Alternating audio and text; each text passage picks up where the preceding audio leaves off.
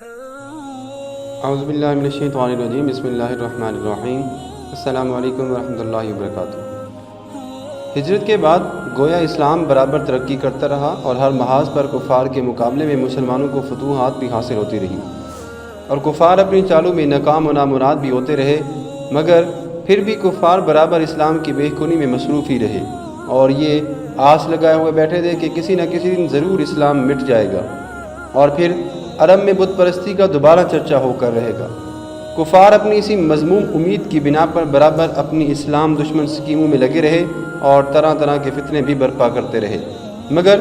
10 ہجری میں خطبہ حجۃ الوداع کے موقع پر جب کافروں نے مسلمانوں کا عظیم مجمع میدان عرفات میں دیکھا اور ان ہزار مسلمانوں کے اسلامی جوش اور رسول اکرم صلی اللہ علیہ وسلم کے ساتھ ان کے والہانہ جذبات و عقیدت کا نظارہ دیکھ لیا، تو کفار کے حوصلوں اور ان کی مذموم امیدوں پر اوس پڑ گئی اور وہ اسلام کی تباہی اور بربادی سے بالکل ہی مایوس ہو گئے۔ چنانچہ قرآن مجید نے اس واقعے کی نشاندہی یوں فرمائی ہے۔ اللہ نے فرمایا، بسم اللہ الرحمن الرحیم، اليوم یئس الذین کفروا من دینکم فلا تخشوہم واخشون اليوم اکملت لکم دینکم واتممت علیکم نعمتی ورضیت لکم الاسلام دینا۔ سورۃ المائدہ رکوع نمبر 1 پارہ نمبر 6۔ ترجمہ: آج تمہارے دین کی طرف سے کافروں کی آس ٹوٹ گئی،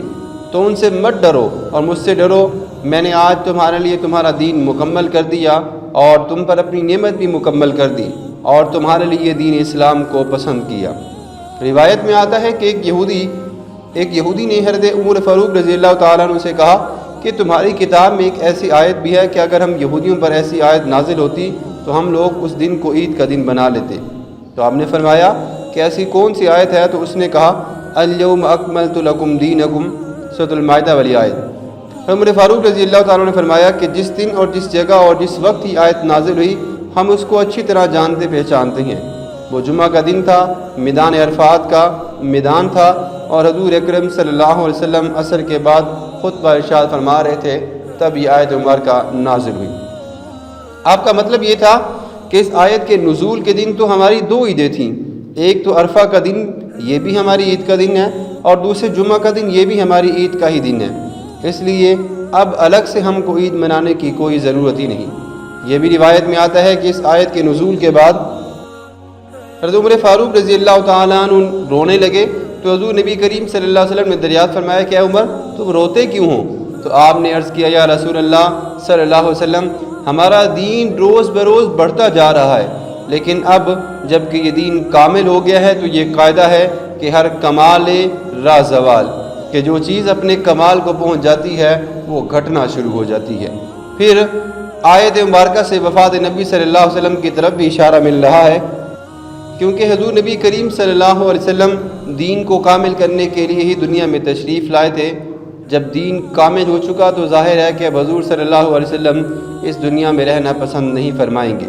محترم سامعین، اللہ تبارک و تعالیٰ نے اس آیت میں اس بات پر مہر لگا دی کہ اب کافروں کی کوئی جد و جہد اور کوشش بھی اسلام کو کبھی ختم نہیں کر سکتی، کیونکہ کفار کی امید و آس پر نا امیدی کے بادل چھا گئے ہیں، کیونکہ ان کا اسلام کو مٹا دینے کا خواب اب کبھی بھی شرمندہ تعبیر نہ ہو سکے گا۔ اس آیت نے اعلان کر دیا کہ دین اسلام مکمل ہو چکا ہے۔ اب اگر کوئی یہ کہے کہ اسلام میں فلاں مسائل ہیں تو وہ انسان جھوٹا اور کذاب ہے۔ لہٰذا دین اسلام بلا شبہ یقیناً کامل و مکمل ہو چکا ہے، اس بنا پر ایمان رکھنا ضروریات دین میں سے ہے۔